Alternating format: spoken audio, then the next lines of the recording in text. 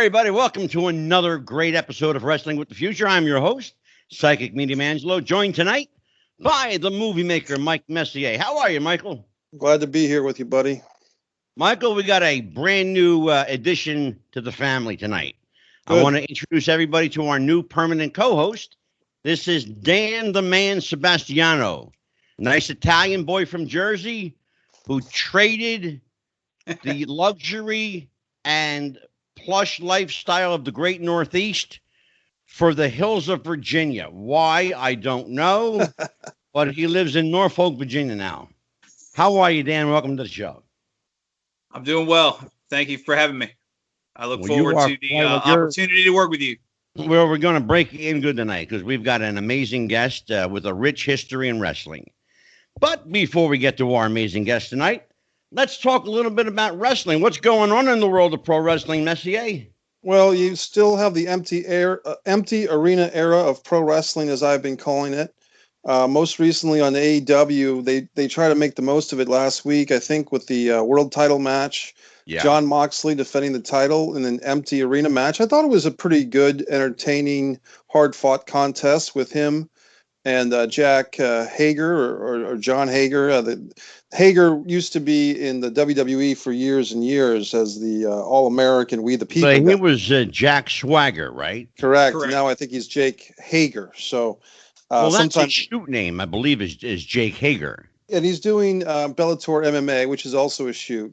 Yeah. And throughout the show, they try to build up his Bellator MMA by showing different Bellator MMA experts like Big John, the referee from the early UFC days. Sure, and, Big John McCarthy. Absolutely. Big John McCarthy and Bill Goldberg's brother, Mike Goldberg, the longtime commentator of MMA. Oh, God, sure. So they all did little sound bites where they were predicting the winner of this match. And it was kind of cool because they had all the MMA people pick Hagar and they had the more traditional pro wrestling people pick Moxley.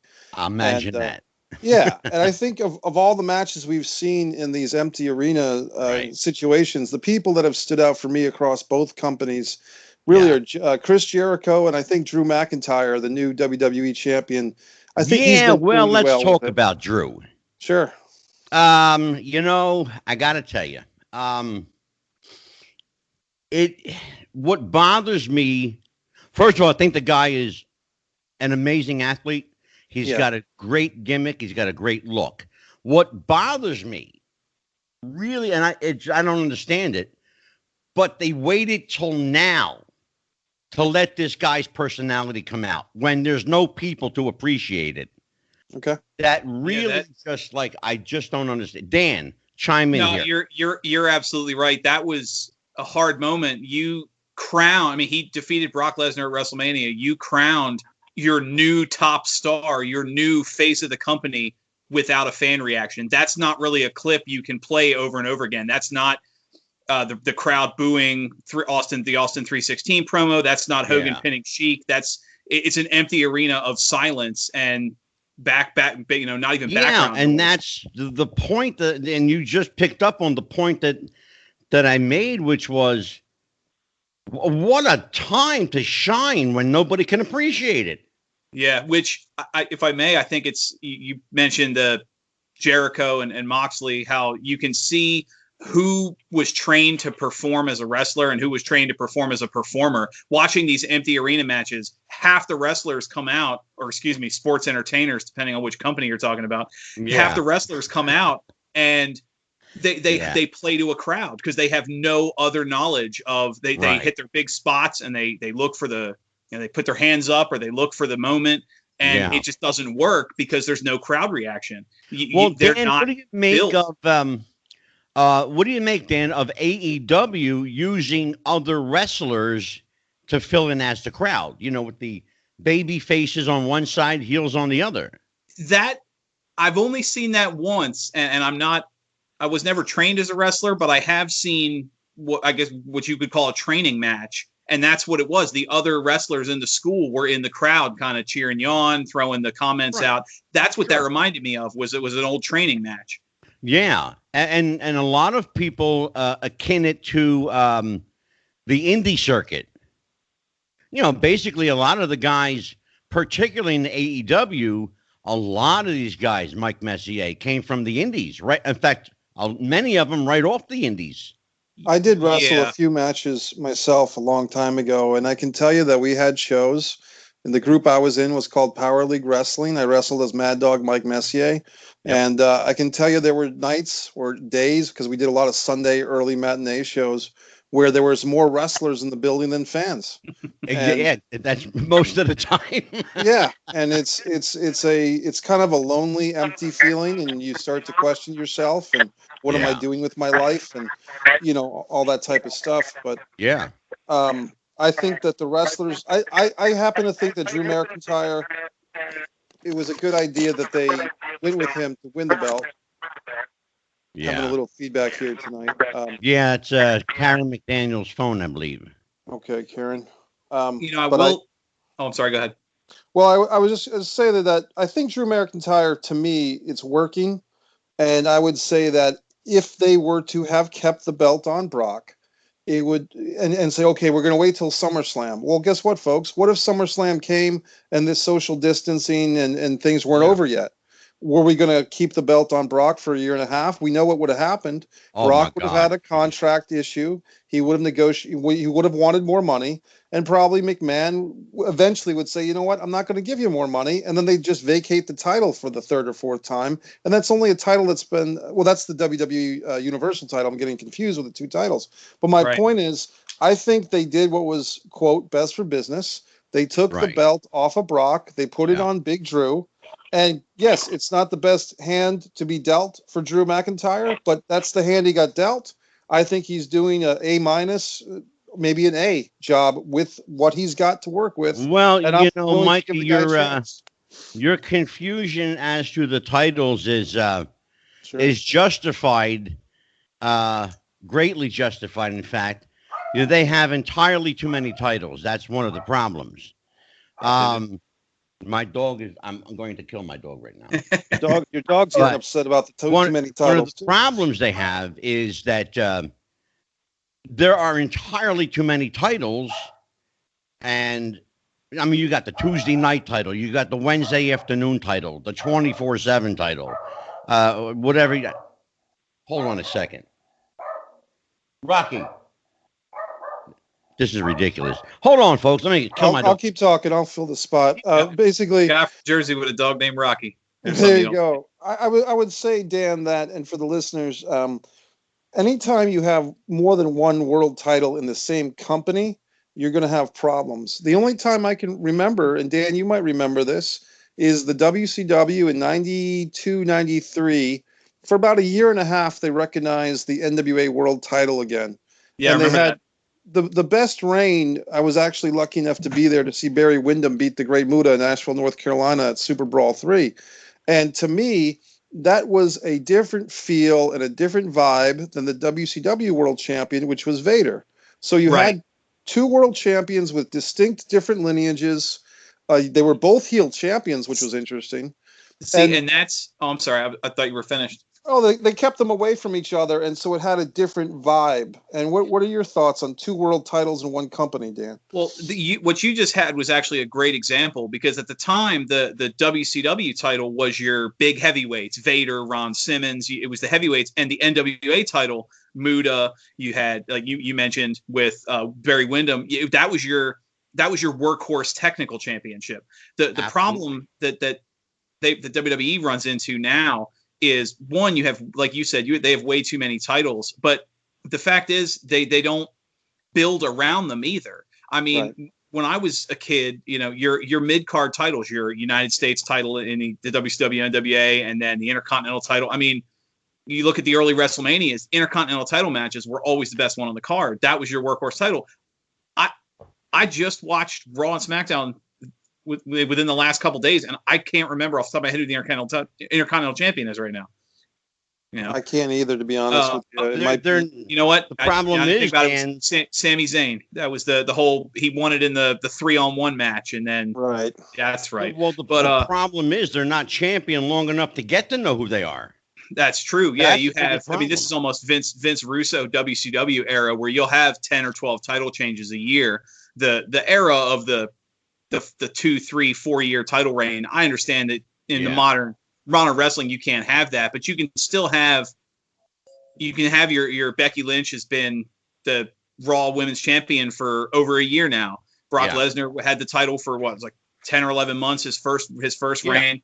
Sure. You can build up a champion. You have too much. I think you got to find the balance. Like you mentioned how the creativeness of the empty arena. Did you see they just released the pictures from the upcoming Money in the Bank pay-per-view where they're going to have the ladder set up on the roof of Titan Towers, and the wrestlers are going to fight through the building and have to get to the roof and get the Money in the Bank briefcase is going to be hanging over the roof of the building.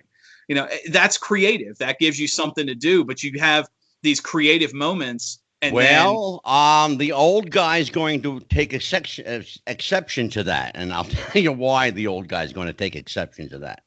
It's either, depending on your age and viewpoint, either very creative or grasping for straws. Yeah, I could see the balance there. I am of the mindset that it's grasping for straws because they've run out of, quite honestly, original ideas. Well, and let us remember our history. It's been done already. Right. People don't know that. It's already been done. I mean, you have between Raw, just on WWE's side, between Raw, SmackDown, and NXT, you have 7 hours of programming every week. You physically can't write enough to keep people engaged in that. Well, that's Dan, that's another show entirely. Something that Mike Messier knows all too well. Yeah. And just so you know, we got to be careful dumping on Vince Russo because Mike Messier is a dear friend of Vince Russo. Well, I am. And here's the thing, Dan, you know, and it's fine that you mentioned Vince Russo in WCW because, quite frankly, that wasn't a great fit. But if you take a look at the WWE or WWF since Vince left, going way back to 2000, the only title reign that I can remember that had any legs to it was CM Punk had a 14-month title reign. And he still didn't get to main event WrestleMania because they had him lose the title to The Rock, who went on to fight John Cena in that rematch. Right. So was something that was very common.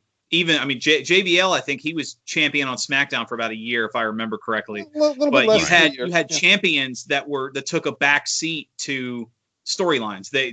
You saw it with Punk, you saw it with The Miz, you saw it with the first run after JBL with, you know, obviously when he was bouncing back and forth with John Cena. The champions weren't the main draw of the show. They weren't even the main focus or the main story. And that's problematic. If I could put a little bow on this, because we have a great guest tonight, but there's a bow that I could put on it, which is Lance Storm, who has taken exception to me on Twitter a couple of times, but that's okay.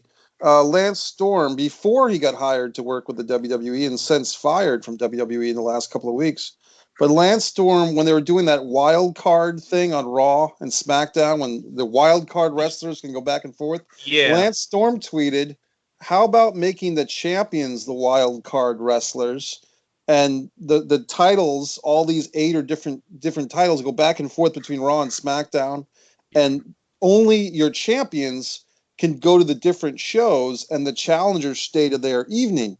Well, simple idea. Maybe those type of logical ideas are what they wanted to hire a guy like Lance Storm. And unfortunately, because of our modern day circumstances with coronavirus, Lance has been let go. But sometimes those logical things are the best thing. I mean, remember when Undertaker was champion going back to 2001 or 2002, he would be on Raw one night as the world champion, then on SmackDown a couple of nights later on the different network. That seemed to work. Yeah. But I don't agree that one company needs a different champion because they have 2 shows. To me, that's absurd. Well, we can discuss this subject ad nauseum, guys, and I'm sure we will on an upcoming show. But tonight I'm going to cut that short and introduce an amazing guest. You all remember, of course, the legacy and legend of the amazing Chief Wahoo McDaniel. Nobody knew him better than our next guest. She was married to him for more than 20 years, and she is a woman with a treasure trove of stories to tell. Please welcome Karen McDaniel. Karen, are you with me? I am with you, and you guys, I'm telling you, boys, if you're going to talk about the way it should be or the way it should go with wrestling. You got to remember, I lived with a booker. I heard Yeah. it all, and I soaked it up. And I mean, you really hit a lot of really good points. I have to tell you, I'm an AEW fan right now, big time. I like the fact they put the guys on the outside of the ring, the different to cheer them on. I thought Drew McIntyre did a great job. I'm glad he won. I Yeah. did watch that, but I'm a big AEW fan now. You got Chris down there, and I think Cody's just blown it. What Dusty would have done had he been in this time and era and frame and age, and he's taken all that. I'm real proud of him. I've Well, known him Karen, since he was let me ask you a born. question. What would Wahoo think of today's product? Oh my God! Don't even ask me that question. No, I'm He would serious. go, no, what No. would he think? He would turn it off. He would turn it off mostly. There would be some matches he would think were okay, but really and truly, you kind of, I don't know how to say this. What we knew as wrestling is gone, but Yes. you've got a new group of wrestling fans. They're younger. They don't know that. The only way they're even getting exposed to what I call real wrestling is the fact that WWE is putting on the old NWA, AWA. And I've got a lot of young wrestling people that come up and tell me that's what they're watching. They're not even watching Raw or SmackDown. They're watching that all brings up a real good nostalgic point. stuff. You know, one of the as much as I have some issues with WWE as a company, the one thing that I will give them a lot of credit for is they've maintained the history of the National Wrestling Alliance, particularly the old NWA, Georgia Championship Wrestling, the old Crockett territory. Well, they bought it all. They bought all those, sure. They bought all those tapes. They own them. Yeah. So, I mean, I really think it's to the advantage of their $9.99 WWE network a month. Yeah. My God, you can't see all that. Right. For that price. Yeah. I mean, I think it's part of. I mean, all the old people, the old wrestling fans of the 70s, 80s, 90s. That I mean, they'd buy it just to watch those matches, just to watch those interviews again, and to see how it really was in the 80s, and it was different. It was a very different product, Karen. Karen, our newest host, Dan the Man, has a question for you. Well, I was just gonna. Well, thank you. I was gonna bounce off what she said with the product, because Vince McMahon's been on record several times, from WCW through Crockett and all the sub companies. He bought pretty much all those companies specifically for their tape catalog. He didn't want the talent. Exactly. He didn't want the producers. He wanted the tapes. No. He that is one thing I give him credit for, is he knew the value of a deep tape archive before a lot of other promoters did. Absolutely. And I'm going to tell you something. A lot of them at 421 Briar Bend were thrown in the dumpster. Mm-hmm. And I happen to know who dug them out. And I happen to know who has some, actually he gave my son Nolan, who loves wrestling, he gave him a set, was Cornette. Yeah. Cornette dug a bunch. They just threw away. Yeah, he did. The 70s. They tossed them out in the garbage can. Karen, I heard that. I actually heard that Jim Cornette gave the janitor $500 for it. Well, he probably did. Yeah. He probably did. He literally pulled them out of the trash can. Mike Messier, go ahead. Well, I've despite my loyalty to Vince Russo, I have gone to the Jim Cornette side of things to purchase some things from Jim Cornette, and what he has, I believe he calls it the Crockett collection, or the Mid-Atlantic Basement tapes, and I've bought them basically, and Jim will sell you those for $10 for a DVD set. And this is some really interesting archival stuff. Wahoo is featured, Ken Patera, Greg Valentine, Ric Flair, young Ric Flair. The interesting thing about some of this footage is apparently this Mid-Atlantic television show, it was very interesting because the commentator would talk, but they'd have like a monitor behind him that he'd stand up and look behind himself to see the almost like a Titantron, kind of ahead of its time, and then the studio ring would be in front of them. So what I always get upset about a little bit is when these young wrestling fans, they think that wrestling started with John Cena, or they think that wrestling started with Edge. There's such a rich history. When I was a fan, I would pick up Sports Review Wrestling Magazine, and they would have 5 years ago, 10 years ago, 15 years ago, they'd have an article every month called Looking Back. And you would read about the history about, guys like Dory Funk Jr. and Lou Thez and the great Misfito, wrestlers that I never saw in action. But here I was learning about the history, and I just wish that more young wrestling fans today that are so critical about the color of Becky Lynch's hair or the color of Alexa Bliss's lipstick would take time to really study the great heritage of wrestling that Dan the Man has behind him. He's got Terry Taylor, he's got Ricky Steamboat, he's got Greg Valentine. Yeah, Karen, I wish you could see. I wish you could see the wall of fame that's sitting behind Tully? Dan the Man Sebastiano right now. It's okay. There's Wahoo, there's Ivan Koloff, Ronnie Garvin, everybody's there. So Dan, let me ask you a question. Yes. What do you remember about Wahoo McDaniel? Well, it's funny. I've started, wrestling obviously in the beginning, but I've always been a big sports buff, and something that a lot of people don't know is Wahoo McDaniel. Everybody remembers the defense. If it was, if I remember correctly, Len Dawson, Chiefs, the Hall of Fame quarterback. He's on record saying the hardest hit he ever took in his career was from Wahoo. Yeah. But Wahoo also holds the. Go ahead. Go ahead. I was going to say, when Denver went to the Super Bowl, I don't remember what year it was. Quite a few years ago, Len Dawson said that Wahoo pinned him to the mat many times. Was Len Dawson's quote. Right. Yeah. And everybody remembers the hits. And of course, with Wahoo, his jersey said Wahoo on the back, which was uncommon back then, to have nicknames. But he also holds the Oklahoma record. He doubled he was kicking, and he a 91-yard punt, that's a record that will never be broken again.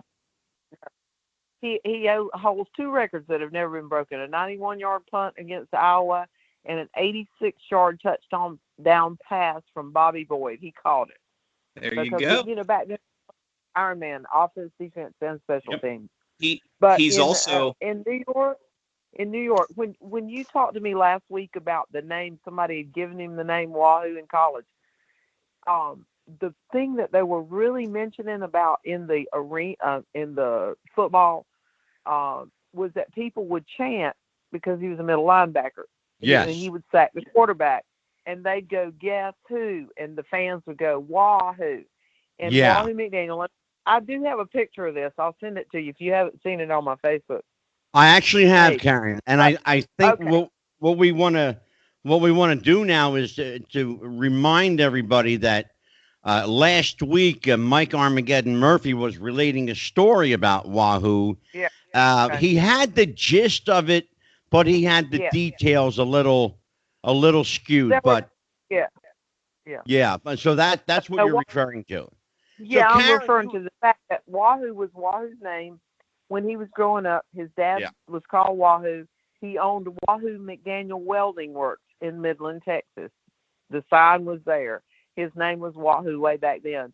Wahoo McDaniel, my husband, was the only NFL, AFL, USFL football player to ever have his first name on the back of his jersey. And that's all it said. And that picture that you have seen is just with the New York Jets. It had Wahoo on the back. That's all it had. Didn't have McDaniel, didn't have nothing else. Yep. And actually, it's just a little note that is in the Trivial Pursuit game, Sports Edition. That is a question. So you now have the answer to that question. Yeah. So Karen, first name. Go ahead. So the last time you were here, we were just starting to get warmed up with stories from the road. Yeah, we were. Yeah. I told everybody, in fact, it was one of the most listened to shows that we've had, and I told everybody. Noticed that. Yeah, it was a great show, and I said, you wait, because Karen was just getting warmed up. Yeah, we I got to didn't bring her back for a part two. And we said, in part two, I'm gonna cut her loose. All right. So Oh, uh you you oh. just start wherever you want to start and roll, kid. Well, you want to know my tequila road warrior story? I would love to Yes. hear that. Yeah, okay, because I did kind of review our last thing to make sure what I had talked about and what I had not talked about.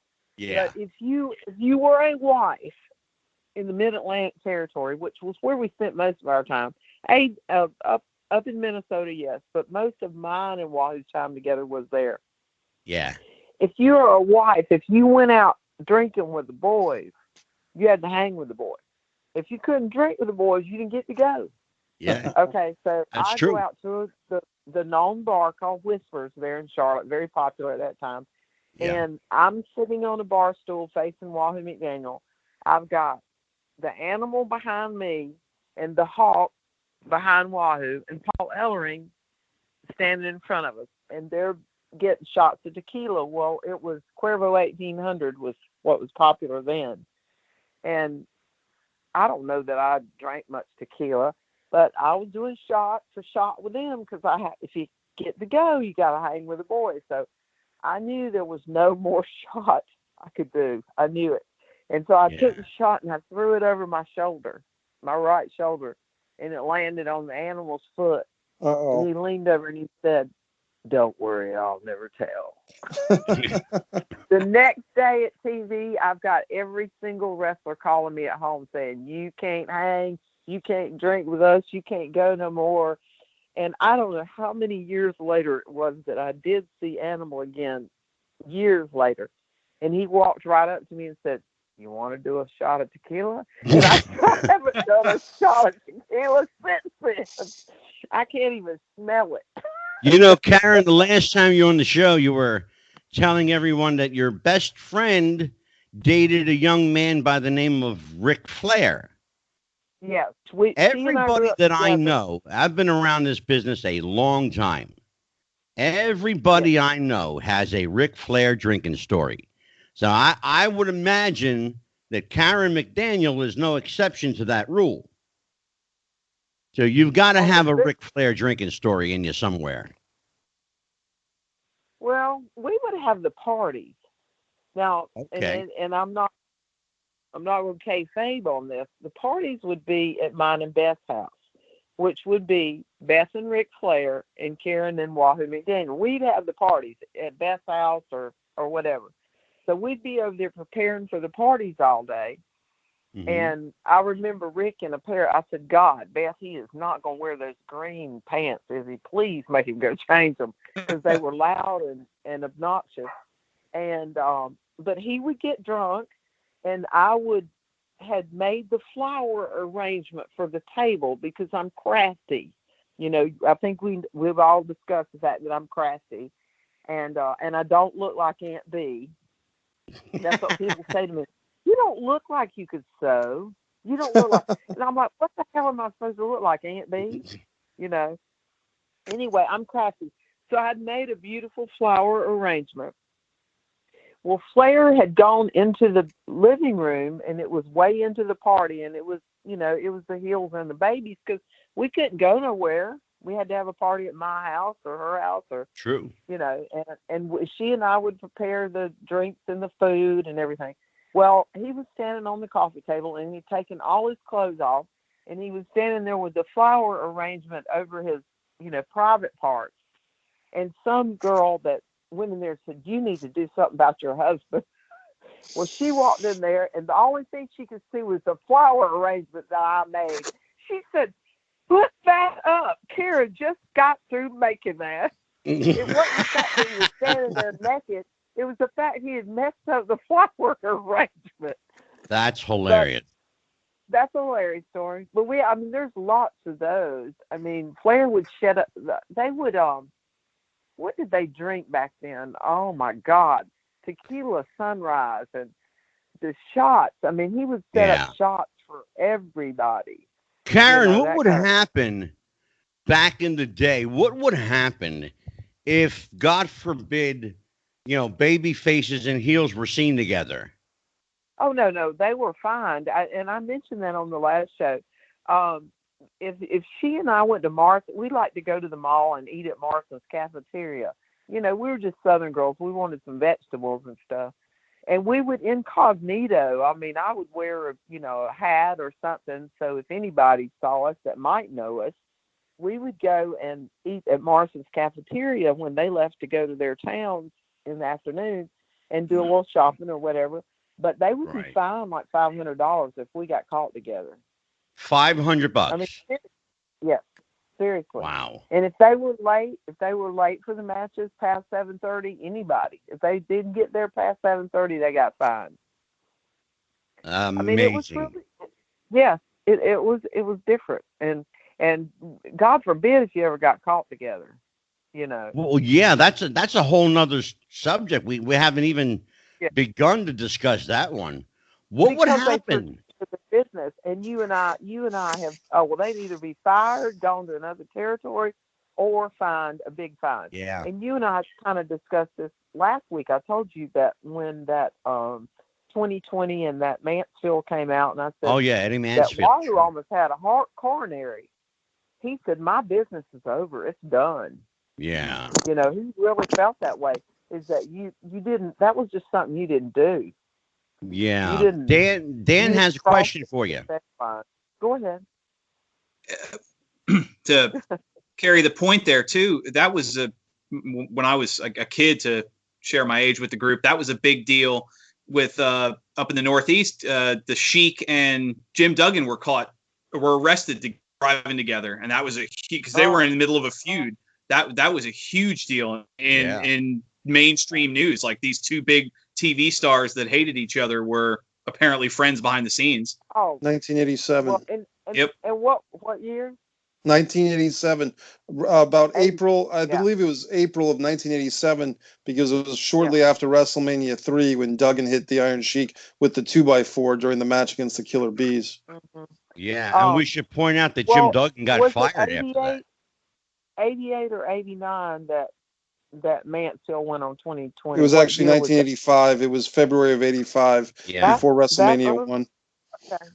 Yeah, okay. Sure was, Karen. I think it was much later than that, but okay. Yeah. So, I mean, he said, Wahoo said, our business is over. It's done. Yeah. If I may, go ahead. I was going to say, if I may, we were discussing previously, we were talking about wrestlers and fans understanding the past. All these dates in the 80s, one of the bigger experiences, there was a local event. This was 95, because they were, I think it was Slamboree 95. Wahoo had a Legends match against Dick Murdoch. Mm-hmm. And he was that was really the last time he wrestled anything on TV. That was kind of the end. Yeah. But the what I was saying is they had a local, this was 95. The build up for that being, I guess, late 94. They were in the WCW was in the midst of I think it was the Faces of Fear storyline, which was kind of almost, I don't want to say silly, but the WWF had embraced the new generation, and you had hockey players and turkeys and plumbers, and you had the lowest draws in 30 years, and it was in the local papers. Wahoo was the guest at a local show, as an indie show, sold out the Salvation Army Center. You were in an era when the average person stopped caring about wrestling, and just putting Wahoo's name on the flyer, 300, 400, 500 people show up like that. Because when Wahoo wrestled, and I don't care what anybody says about this, when he wrestled, you didn't know if it was real or if it wasn't. Right. Yeah. Because he's going to give you, I told you last week, he's not going to look like a fool. If you're not going to sell, he's going to make you sell. Yeah, exactly. And, they call it Flair chops. Wahoo's the one started chopping them. They're Wahoo chops, and it's become now the Flair chop, but whatever. I mean, that's what he did. He told me I don't look good punching, and not many people do. The only Dick Slater was the only person that I ever saw that really honestly made a punch look real. Honest to God. My thoughts, Dickie Slater. And I don't even know whatever has happened to him. But he was the only one that made a punch look real. and Wahoo said, I'm not going to do what doesn't look like I'm giving it my all, and I'm better at a chop. Well, I've seen him break their chest open. I mean, Yeah. Flair's chest would be broken open because he'd hit you so hard. And he would. Yeah. I mean, he was rough. He might not mean to hit you so hard, but then, like I said, but you learned real quick you sold for Wahoo, or you gonna be made to sold. And it wasn't a shoot on you. It wasn't a being mean on you. But you're gonna work, or you're not gonna make me look stupid. You know, Karen, Wahoo was one of those guys that, and they tell me you either really liked him or you didn't. There was no middle ground with Wahoo McDaniel. You either loved the guy or you didn't.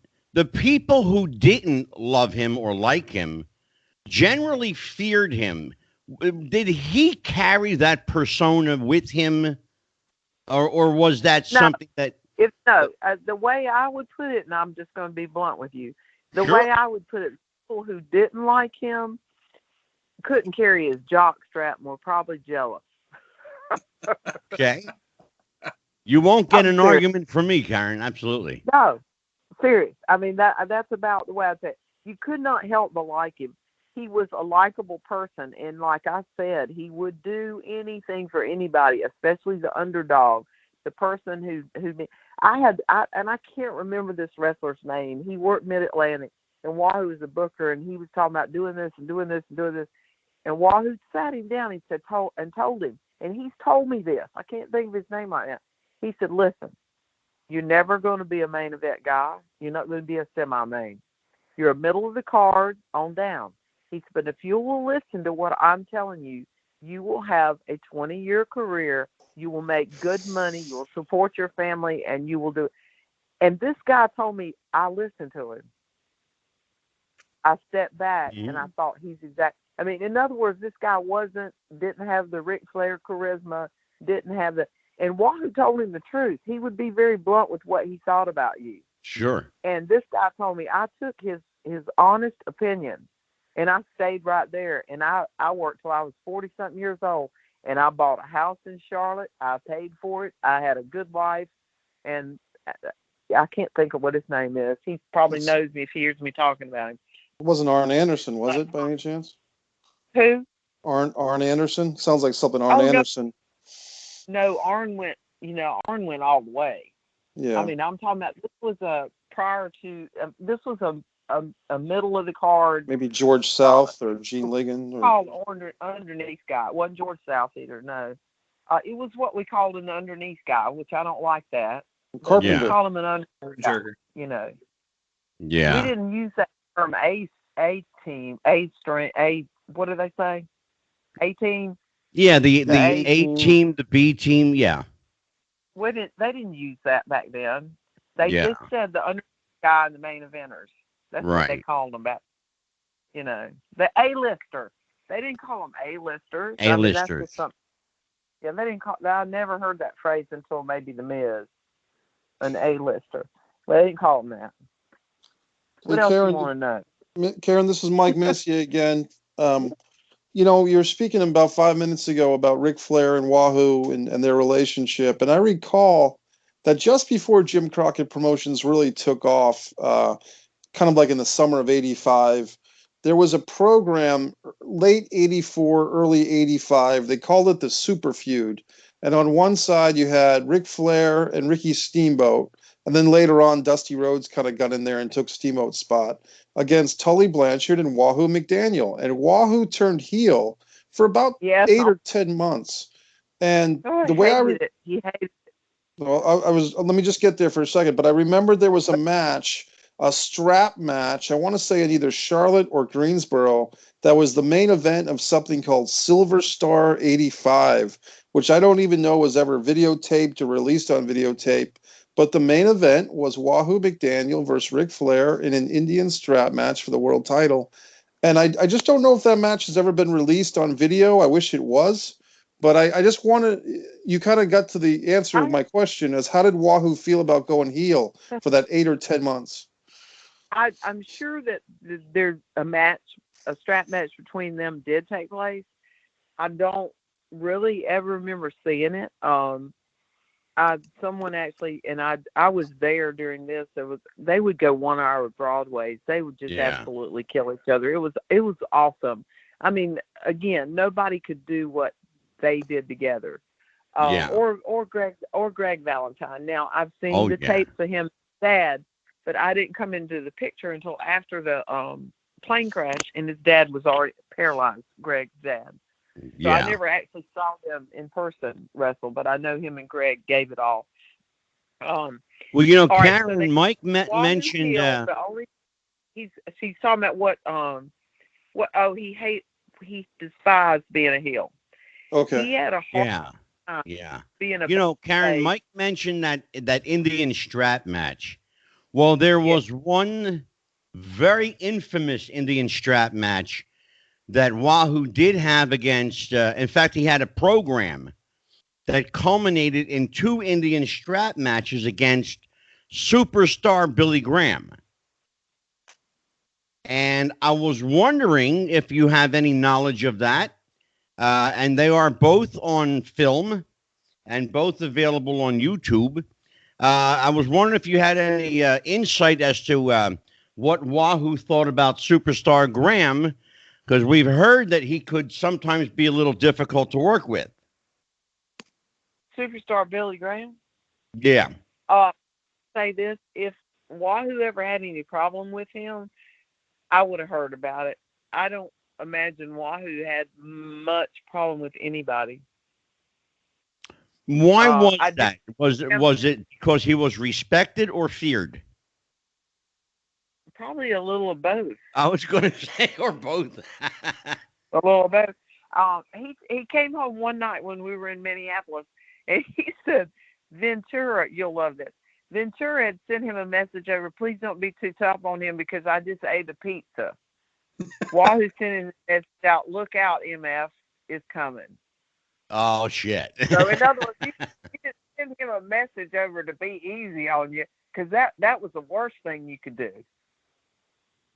That was the worst thing in the world you could do. You ain't gonna be easy on me. Right. So, go ahead, Dan. I was going to ask asking me about him being a heel. It was hard. Yeah, she didn't get to answer that question fully. What was his feelings? Wahoo. Why did he hate being a heel? He didn't. Why did he hate it so much? The fans were mad at him. He couldn't take that. He couldn't take it when he was a good guy and somebody pulled his feathers. I mean, he hated. Yeah. He hated it when he was good. He could not tolerate the fans not liking him. He really didn't like being a heel at all. If you don't know the history of Wahoo McDaniel, let me give you smarten you up a little bit. Wahoo was almost always a babyface, and he was instantly over from the moment he burst onto the scene. One of the things he didn't like in life was not being liked. And that transcended the ring. Am I right, Karen? He liked being liked. He didn't like being unliked by people.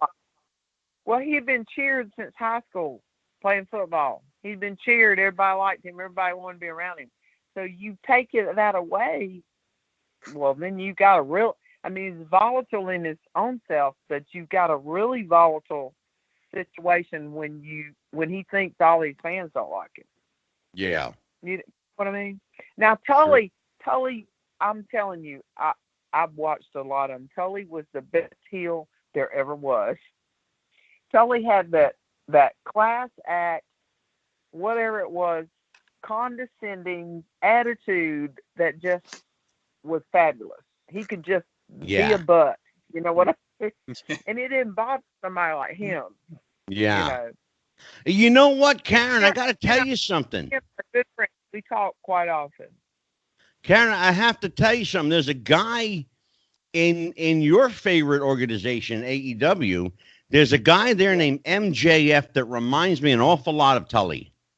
He does me too. Yes, he does. He does me too. He has that little cocky attitude.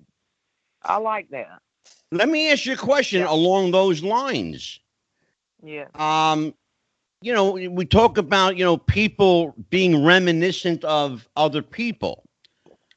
when you see wrestlers of, like, let's say, the last 10, 15 years, is there anyone that's hit you as reminding you of Wahoo in any way? No. I can throw in somebody if you No. don't mind. Okay. Go ahead, Dan. I think that was Mike that had that idea. I had a thought on that. Oh, I'm sorry. I had Okay, a thought on go that, ahead. Karen. Go ahead, Mikey. There's a guy, it's not a perfect fit by any means, but it's a guy who is a legit tough guy. May not look like it, but he is. Kevin Owens reminds me just a bit of Wahoo, Really? in that this is the type of guy that you might underestimate. But if you were to get into a bar fight with Kevin Owens, he'd knock your block off. And I think that Wahoo might have had a more traditional tough guy presence than Kevin Owens. Yeah, and Wahoo would kick the shit out of you. But I think I've met Kevin Owens in person. He's a soft-spoken and a funny guy. He has that Canadian sense of humor, but his look, he looks like just a chubby, regular guy at the bowling alley. Like, But I'm kinda telling you, like Kevin what we- Owens is legit. Yeah. Well, what we said when my friends wanted me to meet Wahoo, and I said I don't want to meet a wrestler. Come on, and I don't want to meet a wrestler, and they insisted. And Wahoo McDaniel was not the prettiest man in the world. I know that, but there was just this persona. He had me in a minute because he could just. And I've told you last week that I was an adopted child of older parents, so I acted older than a 24-year-old did. Right. But he had this something that just, I don't know. It was just, and I've told, he did not brag. I did not know he had records at Oklahoma that had never been broken. I didn't even know he played football. I didn't know none of this until people would bring it up in front of me. He didn't go brag his accomplishments. And see, that impresses me. I don't like a bragger. I don't like somebody tells me how great they are or how much money they got or what they can do. I can't stand it. It really, and I know it's because of him. But I don't know. I'd have to meet Kevin Owens. I was not really, the first time I saw him, I really wasn't that impressed. But he kind of hung around at the spot. And I'm like, he can wrestle, and he does seem to have a medium effect. You know what I'm saying? And sure. I don't know how to say this. If you have that medium effect, you're not too high on your horse or you're not too low on your horse. You'll probably last a long time. You'll probably last longer That's than most. probably, you know what, Karen, you probably latched onto something just now that might be the key to his success. I think that because of what you just said, that might be why people connect with him. He reminds them of the average guy, like the underdog, kind of like a guy like them. Now, Dan's got a question for you, Karen. Okay. To a quick point first to bounce off, that was actually something he's still known for being unique. Was he was just an extremely likable, tough guy. He could bounce the territories and be a huge draw everywhere he went in ways that other big faces couldn't, because it was just, he connected with everybody on a level no other wrestlers did at the time. But I guess to go off the question, I think it was Eddie Graham. I might be misquoting who it said it, but somebody in that era said that when it comes to wrestling, you always have a first love and a true love. In all the feuds and the legendary matches and everything, did Wahoo ever have somebody that he just absolutely bend over backwards, go out of his way to work with, look forward to working with, talk about working with? Did he have a favorite person, a true love of wrestling, as they would say? Great question. Oh, I would say it'd be Valentine and Flair. I wouldn't say one or the other. But now he trained Flair. You know that, right? Yes. In Minneapolis. He pretty much trained him. And then Valentine, he wrestled his dad. So I would think if you had to say, oh, I'm going to the match, I'm having a good time tonight, I'm not stressed, I'm not upset, I'm not, it would be that. it would be one of those Yeah. two, or equally those two. I don't see that there would be anybody else that he would think that would be as easy. Piper would have come along, and Steamboat would have come along as my third and fourth. But I think the easiest matches he would probably say he had would be with Flair and with Valentine. Is that Go what ahead, you're Mike. asking me? Yeah, no, that's exactly the question I was going for. That's good to know. Yeah. I wanted I would say that. Hi, Karen. This is Mike Messier again, and I wanted to make sure that all the fans out there, especially the younger fans, I want them to make sure that they know two matches they could readily find available online or on the WWE Network to watch Wahoo in action that I think were really good matches. That maybe just as a starting point. I'll mention three. Why Chronological. don't you mention two, Mikey? Well, the first one is Starrcade '83. Wahoo McDaniel tag teamed with Mark Youngblood. Was really quite a good tag team, and they fought Dick Slater and Cowboy Bob Orton Jr., which is Randy Orton's father.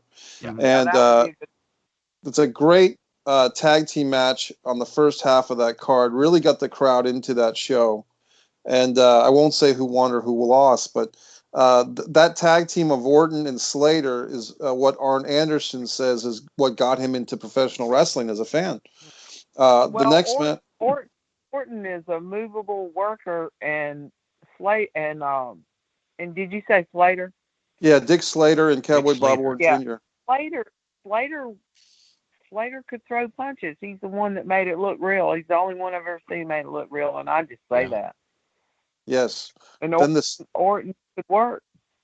Orton was great, and I mean, you can see that his son Randy Orton got everything from his dad and improved upon it. And then the next one is, we've mentioned this one before. Everyone mentions it. Magnum TA versus Wahoo in the cage in I think March of '85. But then the match that really I want to make sure people know about this one, because you talked about the Ric Flair Wahoo McDaniel feud. There's a match, I believe it was from a show in Florida called Battle of the Belts 1.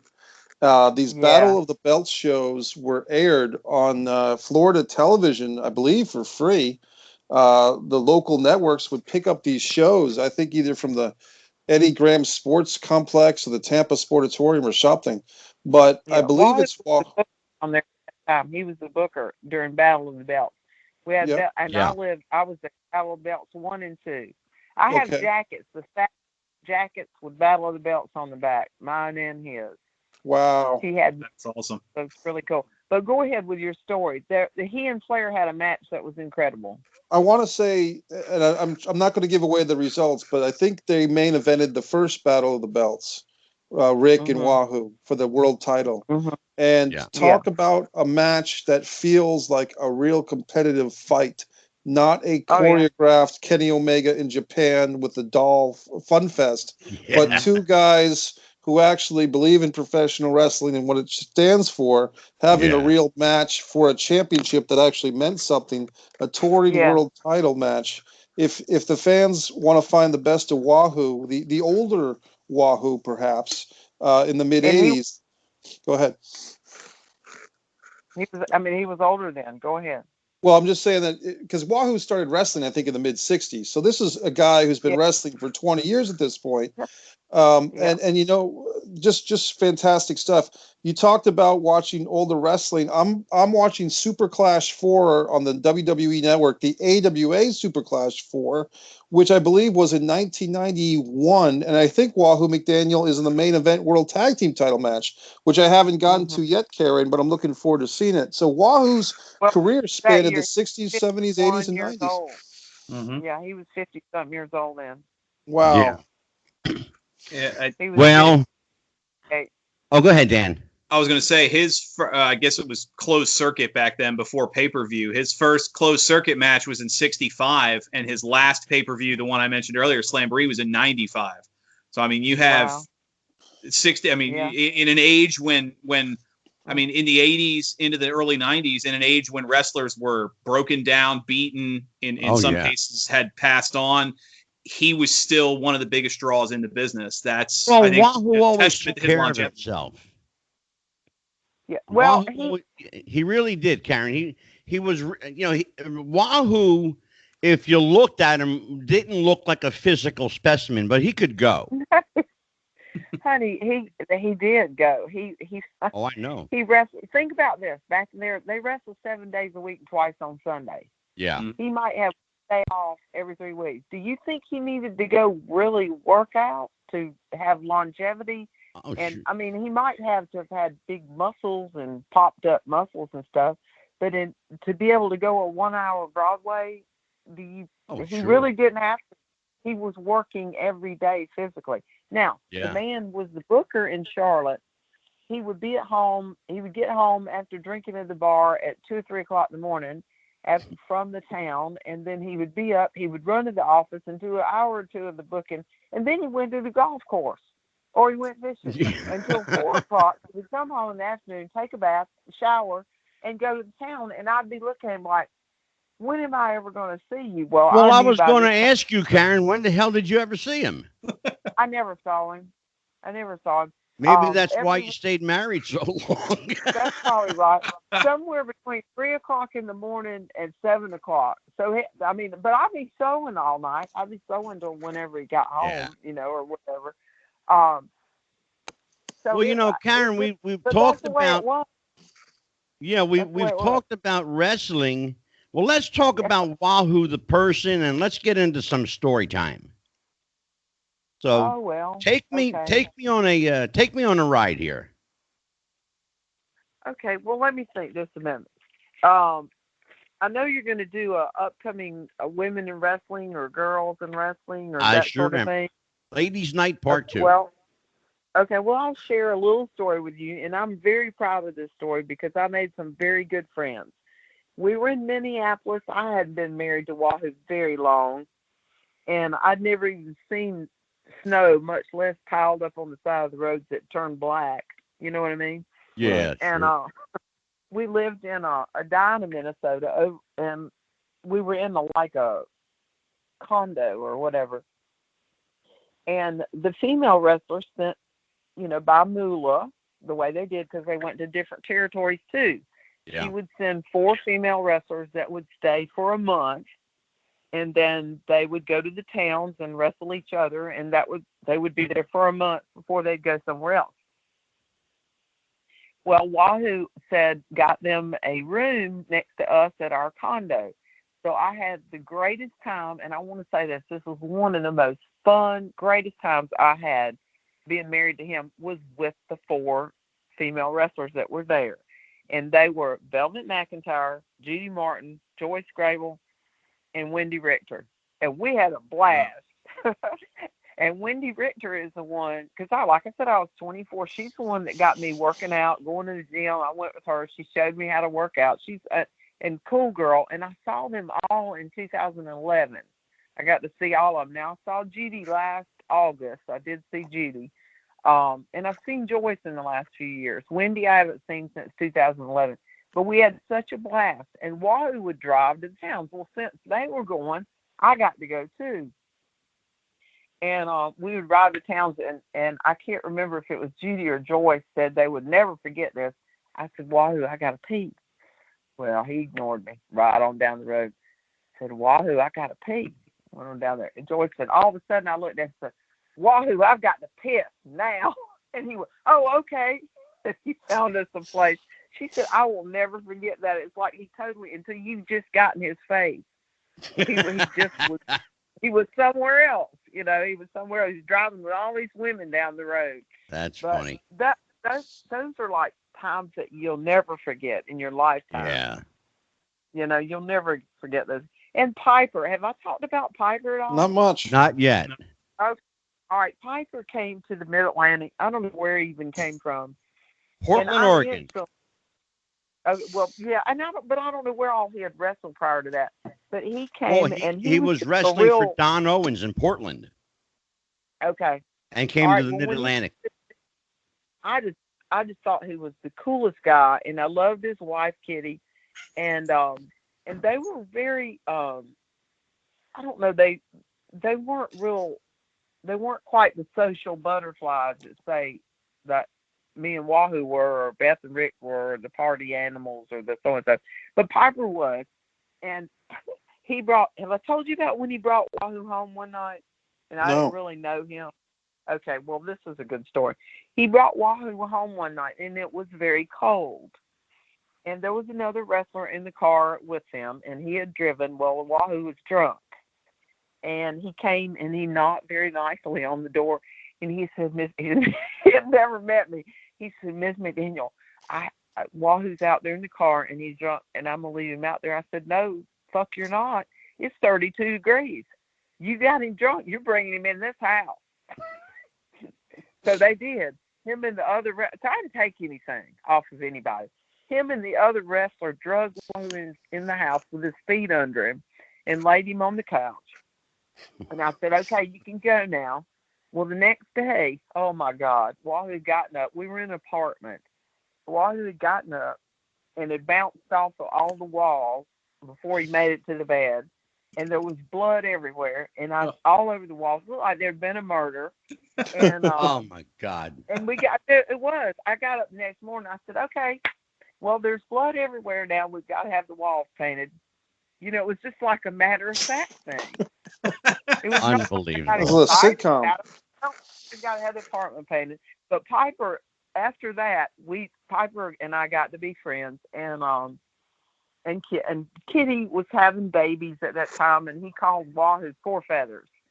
And so I nicknamed his firstborn child Not Yet Feather, because Wahoo called Piper One Feather, because he called Wahoo Four Feathers, and we named his daughter, who I think her name was Anastasia, his first daughter.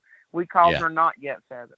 You know, I mean, I have some real, you know, stories. You know, we moved so many times, and Wahoo would disappear, and me and the wrestlers would be moving the shit in the house. And I'd say, where did he go? And he'd come back with donuts and coffee for us or something, you know.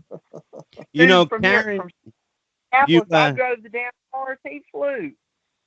Karen, when you're in that business, you know, you get to know people in the ring and you get to know them out of the ring. Yeah. Who was Wahoo's favorite person to hang out with outside of the business? Maybe somebody not even connected with the business. Who was his best friend? They were golfers and fishermen.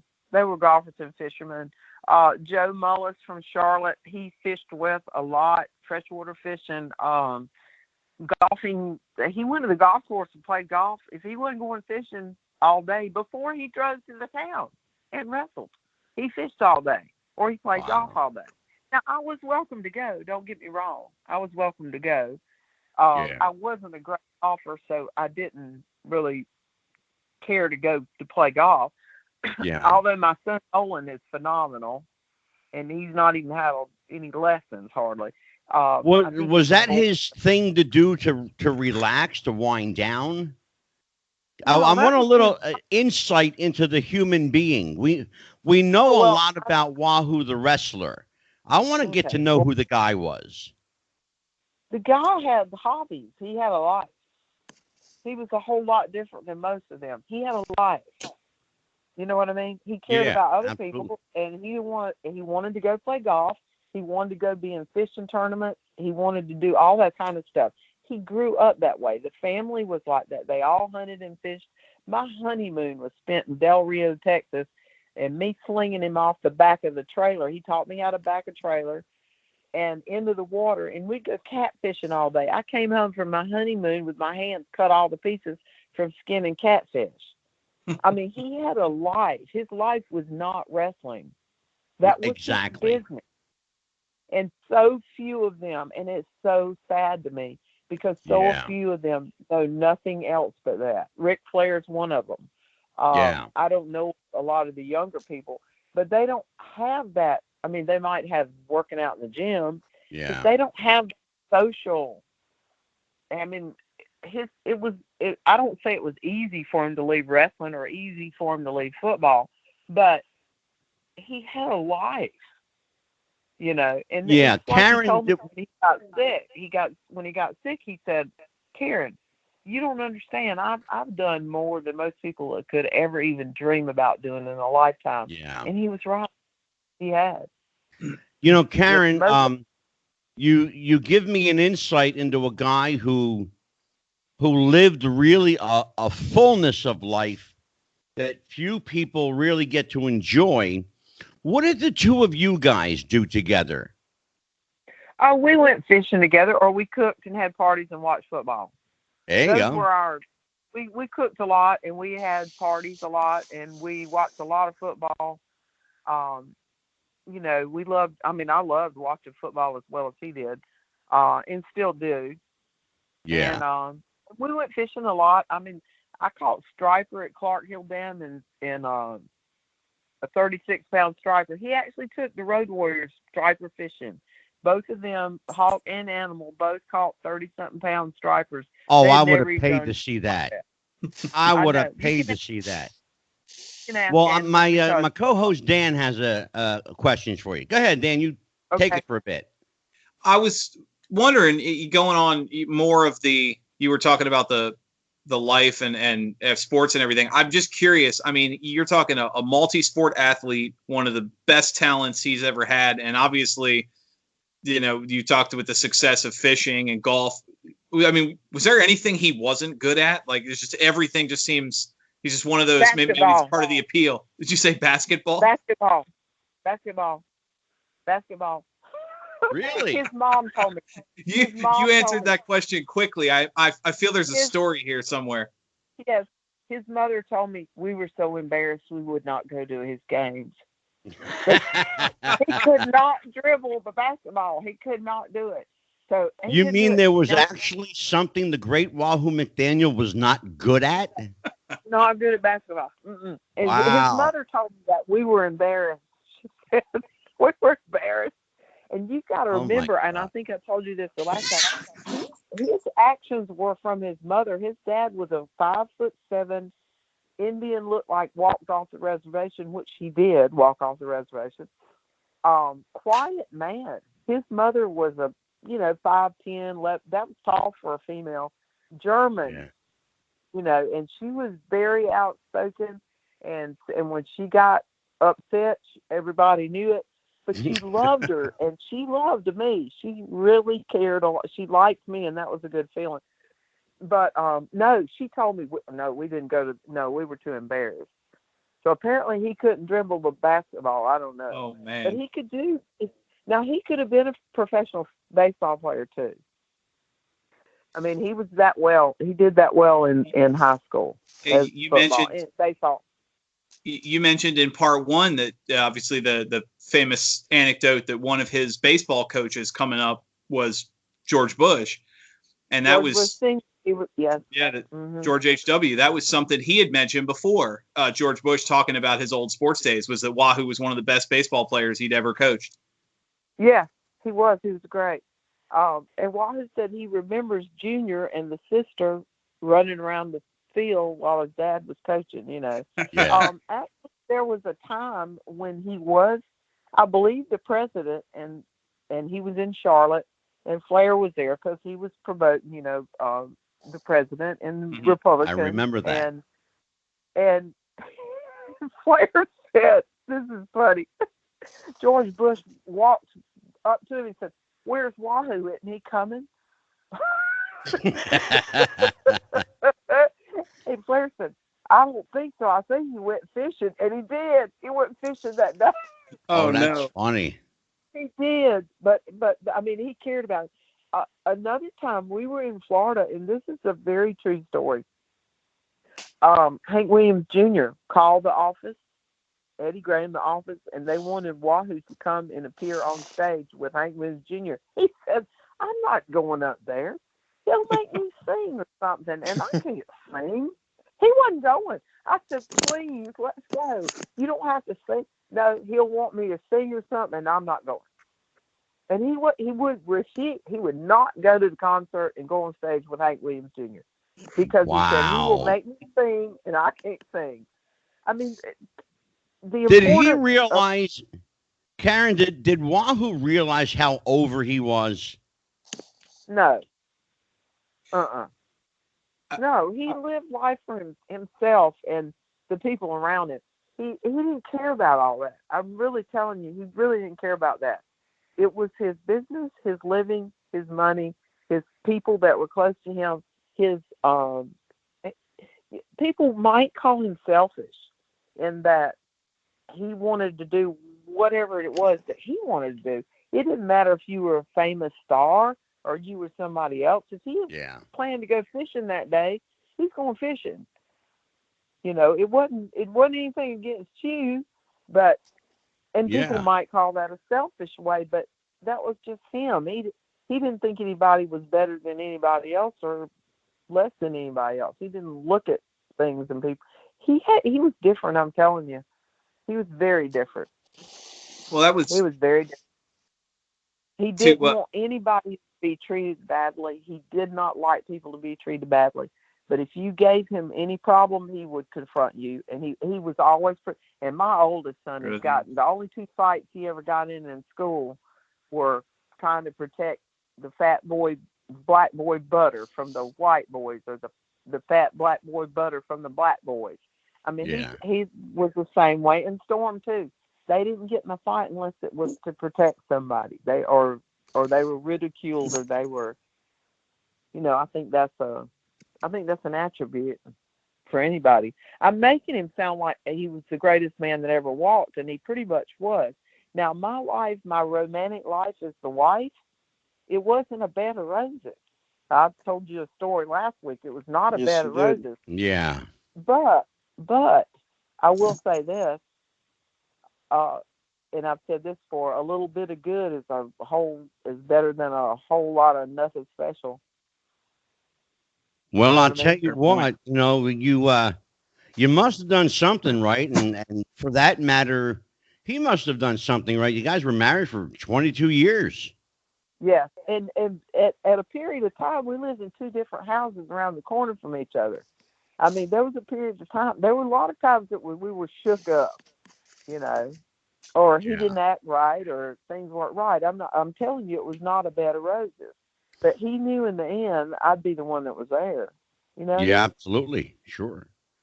So, go ahead, and honestly, God, he would not take care of himself. His way to lower his blood pressure was bleeding at night. Truthfully, he would not take blood pressure medicine for, now I'm a nurse, so blood pressure medicine now doesn't have the bad side effects on a man like it did during those days. And I'm sure you boys know what I'm talking about. Yeah, he wouldn't take the blood pressure medicine because it affected his manhood. You understand me? Absolutely. So he wouldn't take it. So his way of getting his blood pressure down was bleeding every night, and that's the truth. I mean, he may not have realized that, but that brought it. He said, "I have a really bad headache." Well, he'd get through bleeding at night, and he wouldn't have a bad headache because he had lowered his blood pressure. Yeah. And after a while, that high blood pressure, and then at 40, almost 50, he got diabetes. Well, those 2 things wreak havoc on your kidneys, and he ended up on dialysis at 55. Mm-hmm. All black people and American Indians, bless their hearts, they're ridden with high blood pressure and diabetes. Yeah. So more so than Caucasians or other races, and that I understand. I understand. It was a different time. Yeah. Dan, you got final questions for Karen? Well, I was just curious. You Angela, you asked her about if he understood how over he was. I'm curious in the other side of it, that you mentioned very colorfully that the people that had issues with him were so beneath his talent. I mean, you look through the virtual who's who of the great names of wrestling: Eddie Graham and Jim Cornette and Dory Funk and Fritz von Erich. All these guys would tell you in a heartbeat, Wahoo McDaniel goes on the Mount Rushmore of wrestling. You got, golf and fishing and drinking and friends and parties and cooking. Did he understand? He even maybe if he didn't click with the fans, did he understand that he was the greatest? Like he was, did he understand how good he was? If he did, he did not brag about it. If he did, we didn't discuss that. I mean, at his service for his, think about this now. I mean, my son Zach was 12 years old, I think, when he died, 12 or 14. And we were at his service, and everybody got up and spoke. Terry Funk got up and shared a story. There were all kinds of stories. We were in Midland, Texas. And my son got up there, and he said, I just want y'all to know I had a great dad. He said, how many kids do you know have a dad that set up a cardboard box in the living room and let you shoot a pellet gun at it? So his importance, he didn't know it. He didn't know it. And if he did know he was great, he didn't look at himself that way. Yeah. He did. I think He just did what he did, and as I said, you may call it selfish, because he lived his life and did whatever he wanted to do. Good for him. And if you fit in with it, and me included, which I did, I fit in real well. Then it was all okay. I mean, he was. Now, when he got sick and I had the children, I was working and he was keeping kids.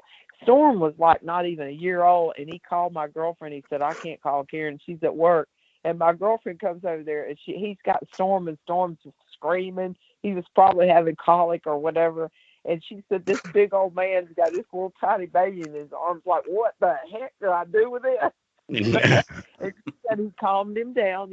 I mean, it didn't really matter whatever stage in life he was at. He was a really good human being. Yeah. Sure. And I put Like Messier. Now, please don't get me wrong. We had knockdown, drag out fights. It was sure. not a romantic perfect, but I look back, and he had more respect for me, and I had more respect for him the longer we were together. And I wasn't perfect either. Yeah. Well, not quite. Not quite. Well, for him, you were. Mikey Messier, final questions or comments for Karen? I guess it's a comment, Karen, because I love hearing these personal stories and kind of gaining a new understanding and respect for the wrestlers' wives of that era, who really had to tolerate some craziness. And kudos to you and all these wrestlers' wives for allowing these men to go out and entertain us while you kind of kept the home front. But I just wanted to rattle off, as the wrestling fan that I am, some of the better opponents for Wahoo. If people want to do further research, Terry Funk, Abdullah the Butcher, and Wahoo probably dug craters into each other's foreheads with forks and pencils. The coat hanger. They almost lost over the coat hanger. Oh my God. Terry Funk, Abdullah the Butcher, Tully Blanchard you mentioned, but he and Wahoo had some great fights. Yeah. They had, and Tully is a great worker too. Oh my God.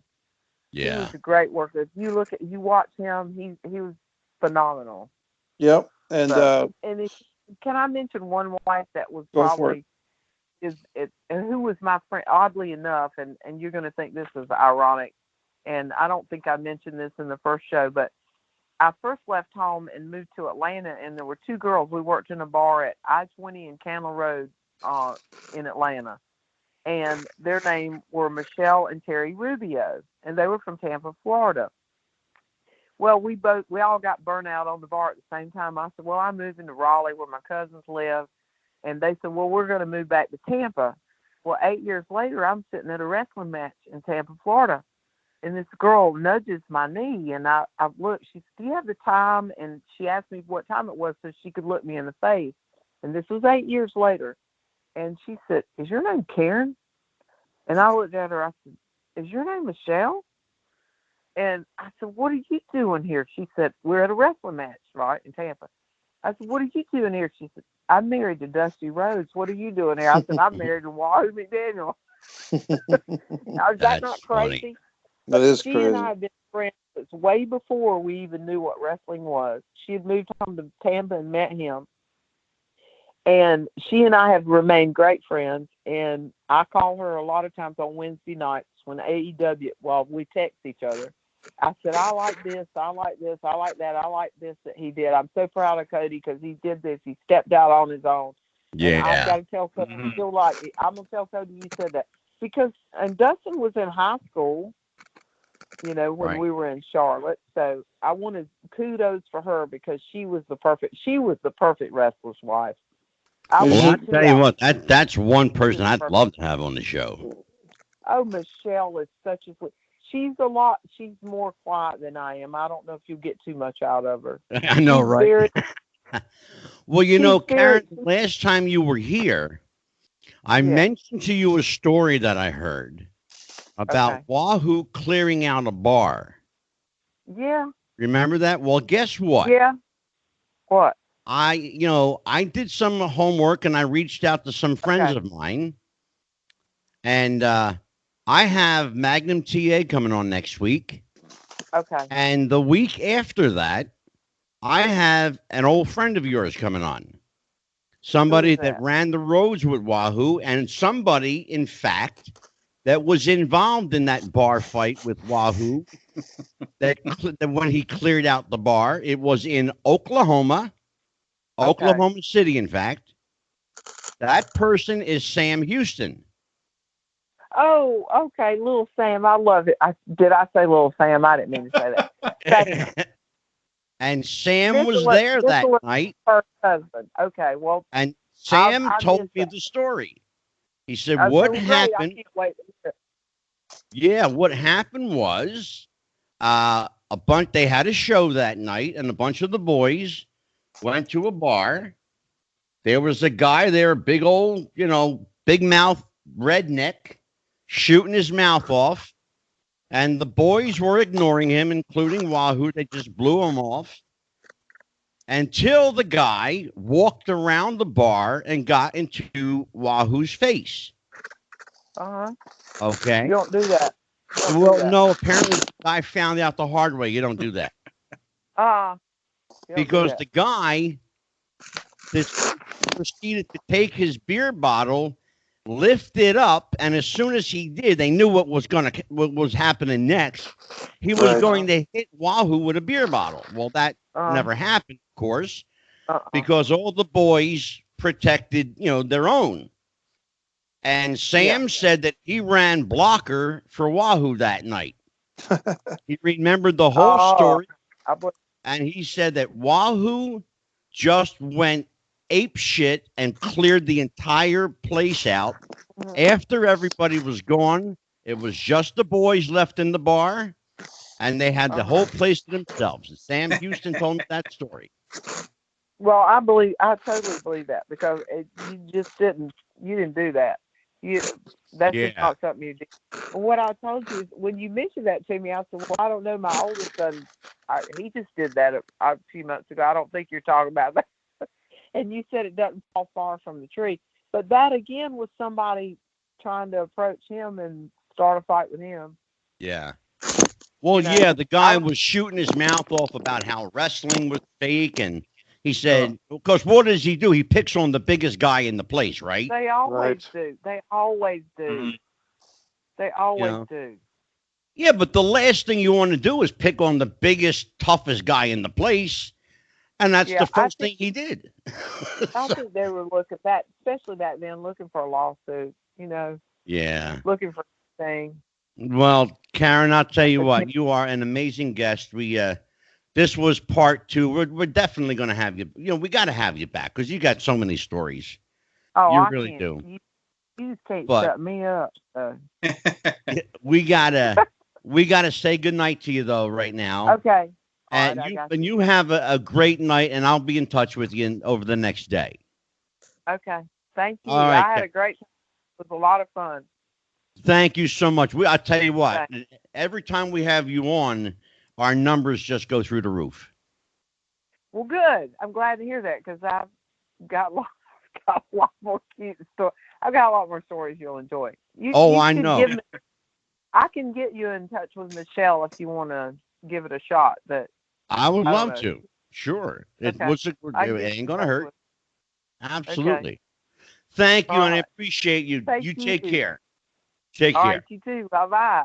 Good Bye, night. guys. It was great talking to y'all, too. Great meeting you. Have Great a great talking to week. Okay, you too. Bye-bye. Bye-bye. All right. That was a great interview, guys. It was a So lot what of do you fun. think, Dan? Your first time out. This is your maiden voyage. What do you think? I think this is everything I thought it was going to be, and I'm very impressed. I appreciate this opportunity. You are quite welcome. Mike Messier, we broke him in good. Yeah, Dan did a great job, and I love that tribute wall. He's got Tully back there. He's got Bruno. Oh, yeah. He's Yeah, I'm going to ask Dan to pull his camera back so you can see the whole wall. Ronnie Garvin, one of my favorites. Yeah, Ivan look at that. Koloff. Looks like Billy Gunn, Coco Beware on the upper right. Glacier, who I've met. Yeah, Looks he's like got it's a virtual who's who. It really is. is that Hollywood Hulk Hogan, Gangrel, Sergeant Slaughter, Terry Taylor, Mick Foley, the Papa Shango, or the Godfather.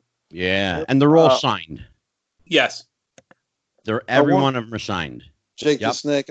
I wanted to say, Angelo, for the fans that aren't familiar with Wahoo, he also had great matches with Bruiser Brody.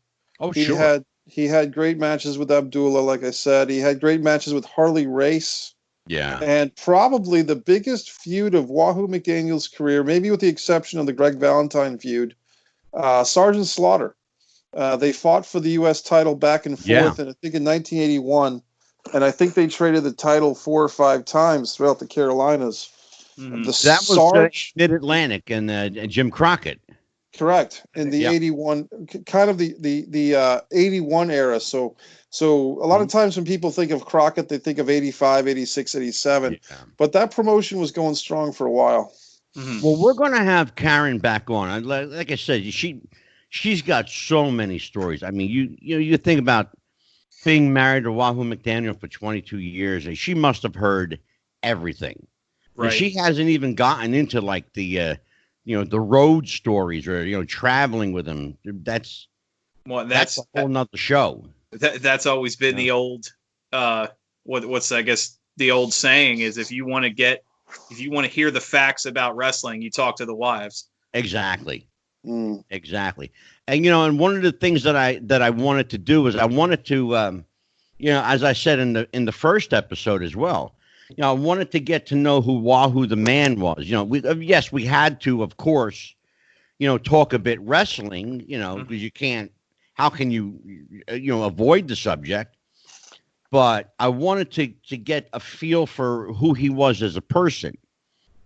So many wrestling podcasts and programs concentrate, exclusively on the person as a wrestler, and you never get to know who they are as a human being. Right. That's why I wanted to switch up things a little bit. And so, you guys asked a lot of really good questions, and I'm kudos to you. I'm glad. Of course, I'm proud of both of you. Mike Messier's been here before. So what's our buddy Russo doing? Well, Vince. I can't Vince, say that too loud. What's our buddy Russo doing? we're talking about Vince. Vince Russo is doing fine. Vince recently appeared on the Tough Enough Dark Side of the Ring, Mhm. and I'll be honest. You know what, Mikey? That's a great segue. Let's talk about that. Okay. Let's talk about that. Uh, There is a theory going around. Let me run this by you, Mr. Mike Messier, Please do. because I know how your mind works, Uh-oh. which is a scary thought. Yeah, you're getting. There's a theory going around, and the theory is being promoted not only by followers of Vince Russo, but also, quite interestingly, followers of Jim Cornette. Okay. That Dark Side of the Ring producers are purposely pitting these two guys against each other to reignite or re-spark a feud, really, that never went away. But they're trying to pit the two of them against each other in an adversarial fashion. And Jim Cornette, as well as anybody, but it doesn't take much for Jim to go off the handle. What do you think about all this? Well, I guess here's a few ways of looking at it. First off, is what is the payoff? Is there a payoff when Cornette repeat? I just listened to Cornette say that he's turned down shoot interview sessions with RF Video or whoever, kayfabe commentaries for a Cornette versus Russo, two guys in the same room. I Cornette, can I can absolutely validate that because Rob Feinstein is a dear friend of mine. I'm going to say not just turned him down. Jim Cornette has said before that he gets the money. He gets the quotes. How much are you going to pay me? Now call Vince Russo and tell him how much money he lost because I'd said no to this. Like he makes it personal when they offer him the opportunity for those two to be always together. Makes it personal, Dan. Always. Well, then can I say this? Then kind of like when Bret Hart said for 10 or 15 years, I'll never go work for Vince McMahon after what he did to me and my brother and my family. And then when Bret did go to WWE and did a WrestleMania worked match with all the Harts, it was the money, Angelo. Yeah. Thank you. But guess what? Show me the money. We lost interest for the most part. Mm-hmm. It was an empty feeling because the whole promise of Bret hating Vince was he'll never go back to Vince. He'll never work for Vince. Yeah. When CM Punk came back to WWF, and the technical thing is, he went to the network, Fox News. He didn't go to WWE. He went to the network for this WWE behind the scenes show. He works for Fox Sports. Right. Well, guess what? Yeah, Dan, what is your take on that? You know, we got you here now, so let's let's hear where your head is at on all this. Well, on the Punk side of things, I think that was a huge missed opportunity on Punk's side because I mean, you're literally the show about a show, and you were one of the hottest acts of the last decade plus. He kept a big social media presence. He had this run in the UFC. He was still popular. There was still a lot of will he, won't he moments. And he comes back to the under the WWE umbrella on a show about a show just to come out and say that he doesn't watch wrestling.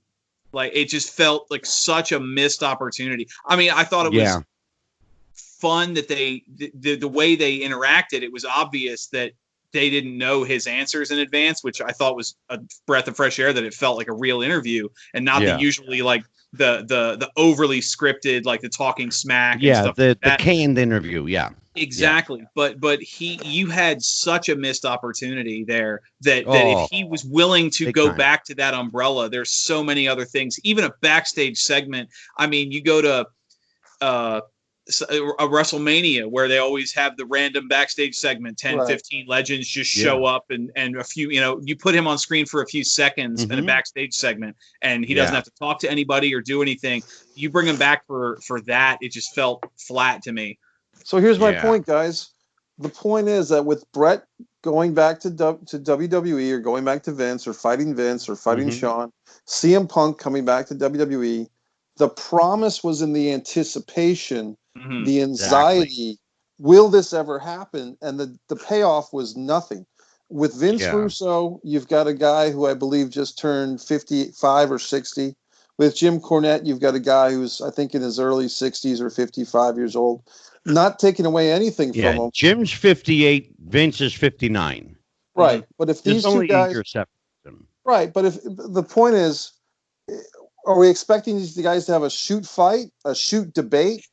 That's the question, Mikey. That's really the crux of it. Is what's what's the payoff? Is what I was asking. Yeah, what's the payoff? Is very aptly put. Is it what ratings? Is it notoriety? Is it to get the show boosted somehow? Well, if I can make a quick comparison, there was a documentary a couple years back. Where they were following the careers of Frank and Ken Shamrock, who openly had a falling out. Yeah. And the big finale of this docuseries was the two of them sitting face to face in a room for the first time. Yeah. And it basically amounted to, we were both dicks, and it was very anticlimactic. I mean, you obviously they weren't going to fight, but you expected some kind of revelation or something, and it was basically like, I hate you. We kind of still hate each other, but we did this for that. I mean, Dan, you know short what of it is, Dan? I'm going to surmise this for you. You know what it was? It was the proverbial fart in church. It was very anticlimactic. Right. Nothing ever came of it. So my question to these, first of all, you give a wrestling fan, especially a devotee of Russo and Cornette, this much room, and they're going to squeeze it open like this. Sure. Right. And so what comes of it? You're not going to get an interview with the two of them. Forget it. You're not going to have one guy concede to the other. Forget that. Right. So why pit them against each other? I think For what purpose? Well- The only thing I can even think of would either be, and this is just, the media in me, either a ratings boost, program visibility, some kind of, mainstream effect. I don't, Mikey. I'll give you the one word answer, Angelo. Ready? Go ahead. Conflict. It's because what sells programming. Conflict. Yeah. If I'm writing a book and I've written a novella, The Distance from Avalon novella, I've written about 20 screenplays, feature length, and I've written probably 50 short scripts, stage plays, etc. The number one word in dramatic storytelling, whether it's documentary or fiction, or a hybrid of both, whether it's film or stage or novel, is conflict. Very And well. if you have two guys, Vince Russo, who represents the brand, and Jim Cornette, who represents himself, and if they can bring another layer of conflict, here was the edgy guy who loved Jerry Springer, Vince Russo. Here was the traditionalist who loved Jim Crockett Promotions and Memphis and Mid-South, Jim Cornette, who came from the 80s mindset. So you've got the mid-80s versus the mid-90s. They were under the same Titan Tower. You had the Southerner, you had the New Yorker, and you had conflict. The what? The what, Mikey? New Yorker. New Yorker? So if you have, so we've got two viewpoints here. It's conflict. We have, and it's a very interesting dichotomy here. Okay, this is how fucked up wrestling is. Okay, I've got a Yankee living in the South. I've got another Yankee living in the deep South. Yeah. One who supports Vince Russo and one that's a Cornette devotee. So let's play presidential debate wrestling style. Sure. Okay. I like Mr. Sebastiano. First question to you, sir. Dan the man. Look at the face. He's determined now. Uh-oh. Make the argument for me.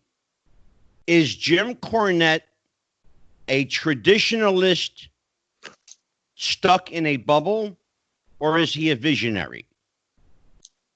Wow, that's a good question. I think That's why I asked it.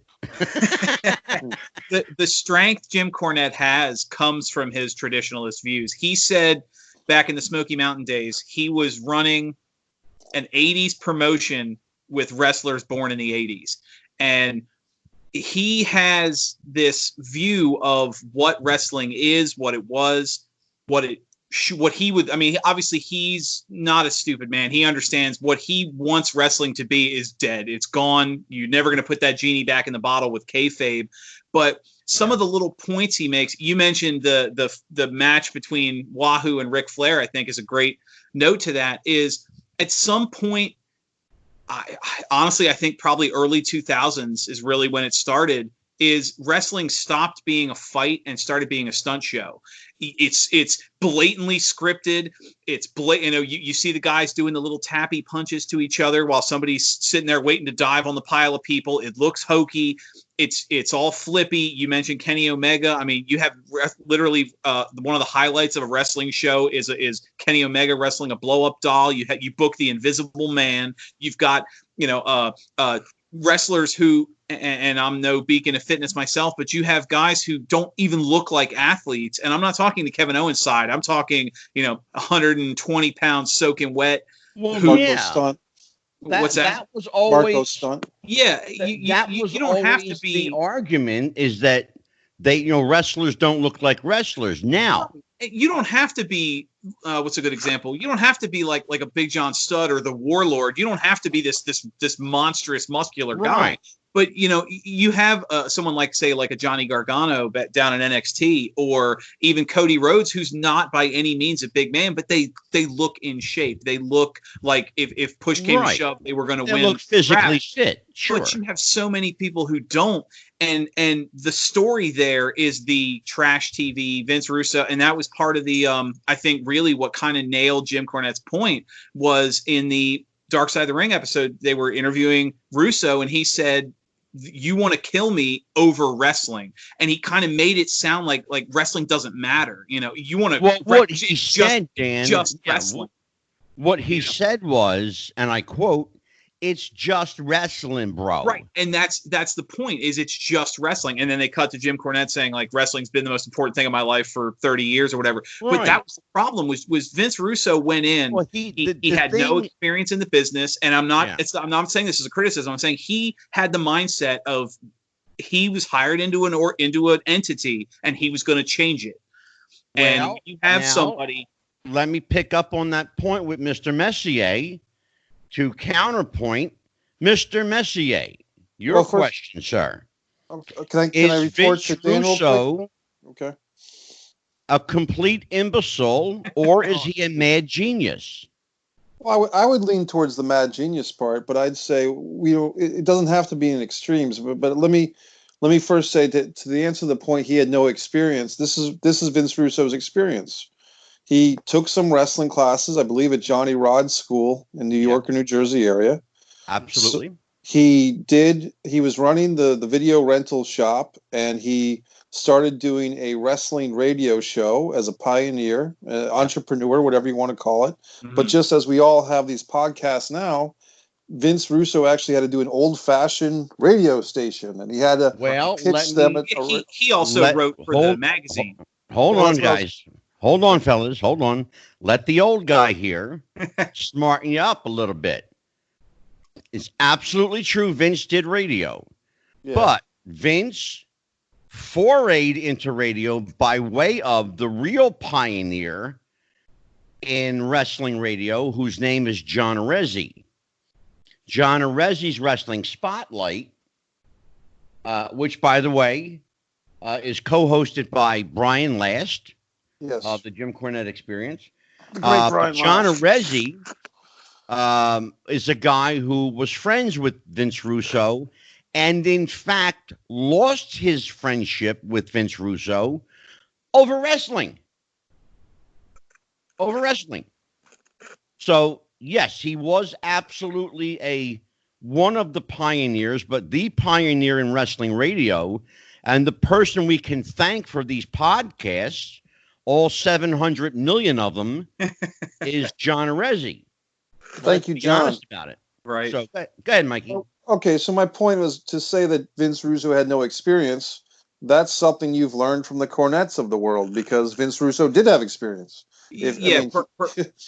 Perhaps having no experience was the wrong choice of words. What I meant was he was put into a position with a background that didn't get when he was made a writer, he didn't transition into being a writer the way people did back then. That's what I meant. He had obviously he didn't come off the street, but he took positions in the company that the traditionalists would say somebody with his background had no business getting at that point. Well, let me answer this. In fairness, and Mikey, sure. let me yield to you for just a moment. In fairness, and I'm not, and Mikey will tell you, I like Vince, but I'm not his biggest fan. I respect what he does.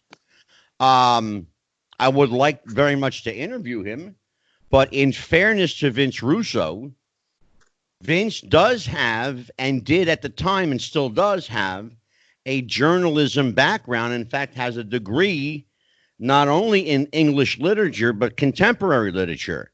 And he is, in fact, a writer. And he did, in fact, write before he was hired at WWF magazine.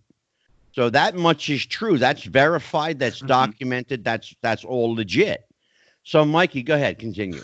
Well, I guess I would say you talk about experience, Dan. What was Kevin Federline's experience in wrestling before he pinned John Cena on an episode of Monday Night Raw?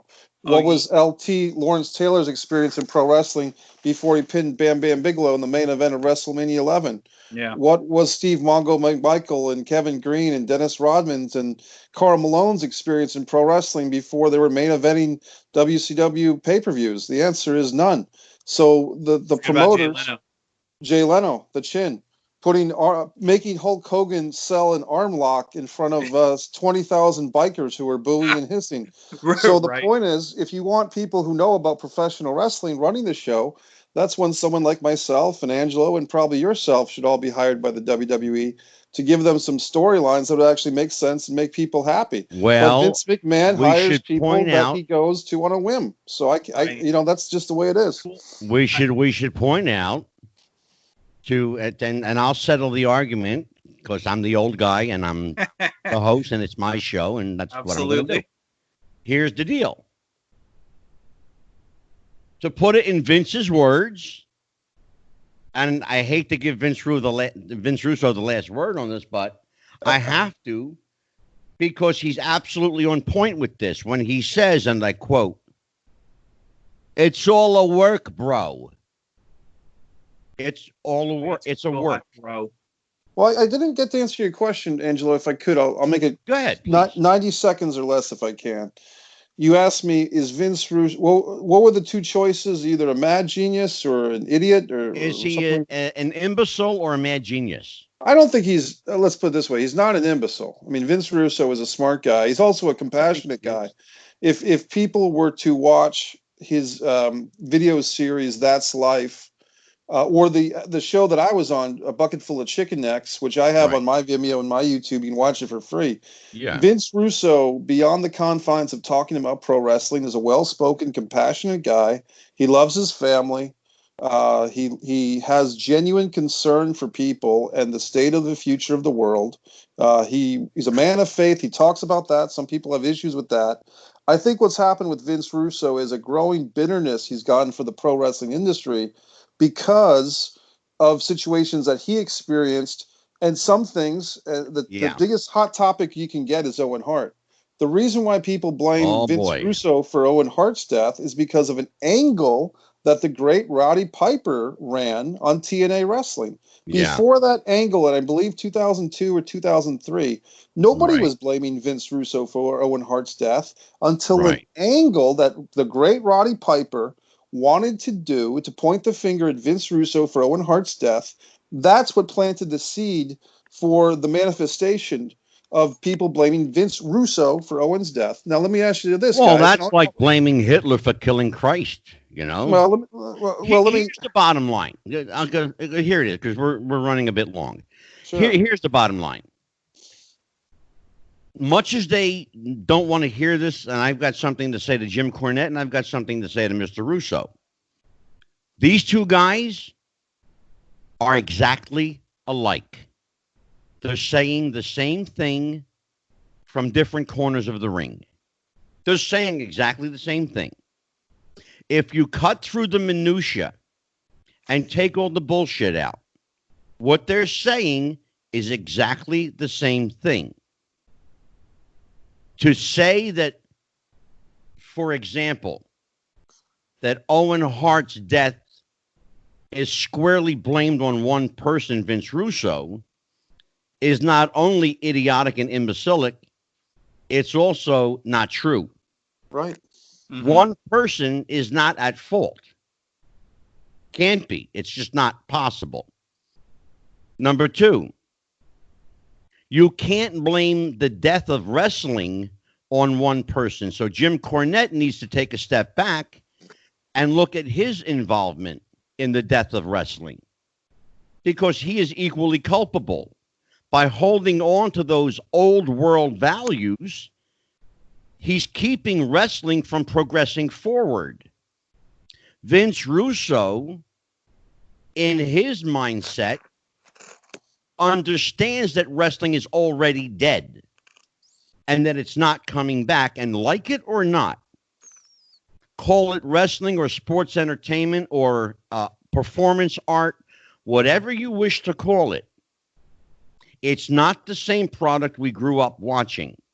And I, at 61 years of age, have seen this morph into something that's not even recognizable as wrestling. People call it the evolution of wrestling. Princess Victoria, who was a guest on my show, said it so appropriately well. She said it's the de-evolution, devolving Yes. of the wrestling format. It's not wrestling anymore. I'd be just as content to call it performance art as sports entertainment. But there is a level of athleticism, and there is certainly a level of entertainment in showbiz. I don't care what wrestling you do or where you are or what promotion you're associated with.